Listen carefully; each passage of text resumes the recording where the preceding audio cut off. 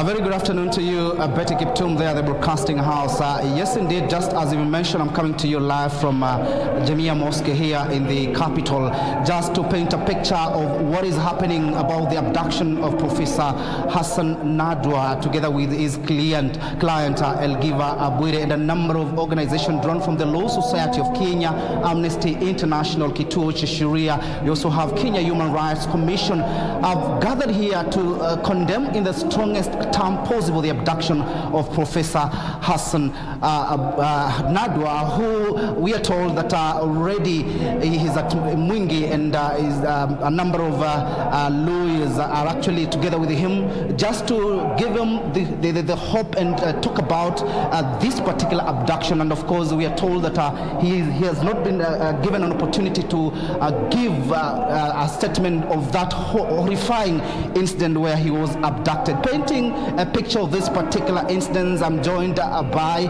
Eric Theory, who is the chairperson Nairobi branch, the Law Society of Kenya Nairobi branch. Many things indeed, Theory. A number of organizations have actually come here to talk about this particular incident. You as a lawyer, can you paint a picture about this particular abduction that has raised a lot of anxiety amongst Kenyans? Okay, thank you so much, and thank you to the media for the work that you've been doing to highlight the disappearance of Professor Wilson Nandwa and his client. This happened on the 28th of October. He had just visited his client, who was being released from Community Maximum Prison. He left them with the members of the family, and immediately thereafter he was abducted at around Globe Cinema roundabout. So his advocate, Mr. Nandwa, went to Central Police Station at around 4 p.m. to report his disappearance. And thereafter, in the evening, when he was coming from this very mosque, he was abducted, and his family did not know of his whereabouts. Of course, as the Law Society and the branch, Nairobi branch, where he is a member, we moved to court, and we got an order from the court on the 3rd of November for the police to produce him in court within the next 24 hours. That was given on the 3rd of November, but we believe that pursuant to the issuance of that court order, that is why he was released somewhere in the bushes in Mwingi. Of course, we are relieved that he is alive. You can imagine the kind of fear that the family was going through. It was a very traumatic experience, and indeed it sent cold shivers to all advocates, because this was an attack on the profession. It was an attack on a member of the legal profession in the discharge of his duties.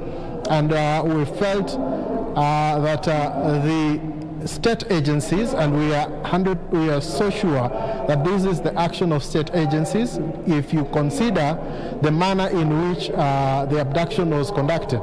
Because on the night of the 28th after the abduction, at around 11, about 8 or so, a heavily armed policeman raided the home of Professor Wilson, pretending to be looking for Elgiva.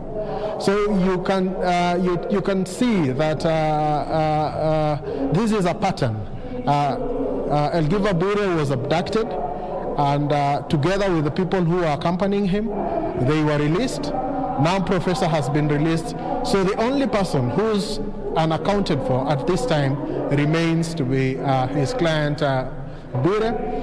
And we really call on the state that this is not the way a democratic state should treat its citizens. Perhaps you as a lawyer, and of course as the Law Society of Kenya, what is your step moving forward, if at all, whatever that you have talked about today here about the issue of ensuring that we follow the rule of law, and ensuring that the issue of forced disappearance, kidnapping, abduction is put to an end in this country? You recall from history, the fight for the rule of law has not been easy. So many have lost their lives, and we, as the Law Society, will not be cowed. We will not be intimidated by those who seek to subvert the law in the guise of implementing the law.